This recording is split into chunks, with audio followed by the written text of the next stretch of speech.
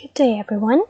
In this moment being shown to your screen are types of landforms, but before going further, a landform is a natural or physical feature of the solid surface of the Earth or any planetary bodies. This is Abigail Manzi Kabutan, and the following are the major of landform. First, we have here the mountains, but these are most higher than surrounding areas. So if you already climbed the mountains, sure you can see everything from there. And when camping overnight, you can see millions of stars in the night sky. Some of us might live in mountainous areas like me in Bukidnon. Several places have a very cold breeze of air. So as the water flowing from there, it is a very relaxing place where you can pause your worries a bit. When you're an adventurous, then must experience the Gum Mountains. Next up is the plateaus. These are flat, elevated landforms that rises from a surrounding area. As what you can see, these are high, like mountains, only flat on its top. Plateaus also provides adventurers a good-looking view when arrived at its peak. So have you heard about Tibetan Plateau? Let me show you the famous plateau, which is a Tibetan village. It's called the roof of the world that is found in southwestern China. It is the most extensive elevated surface on the earth. So the third type is the valley. These are low-lying areas of land between hills and mountains. In my hometown, specifically in Libona, Bukidnon, bikers are amazed at a place we call River Valley, as what it names this. It's a valley with a river in between. So because of the natural features and its beauty, people are always coming back for studying.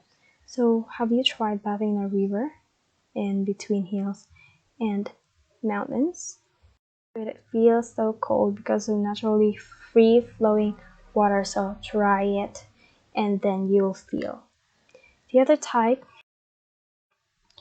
is the desert, usually a dry piece of land with little or almost no vegetation at all. Just imagining you walk in a desert makes you thirsty because of the direct exposure of the heat of the sun, additionally the heat when you walk in the sand. So in famous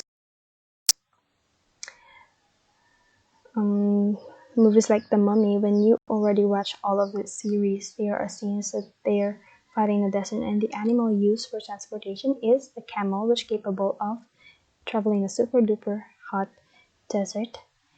So coming right up is the dunes.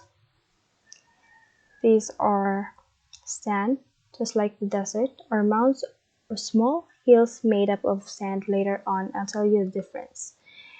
Dunes are formed due to the patterns of wind in any possibilities the little amount of water that leaves a dried mark. Are the deserts and dunes the same or different? Of course, they are both composed of sand, but dunes are mound or a pile of sand which forms hills in sand, and the desert is just plain. So not be confused about the term and focus on the next type, which is the islands. These are just a piece of land which is surrounded by a large body of water. I know this feature is very familiar to you. Now, some islands do have volcanoes in them. Seems dangerous, but it's attractive because of some picturing the craters that near of its hotspot.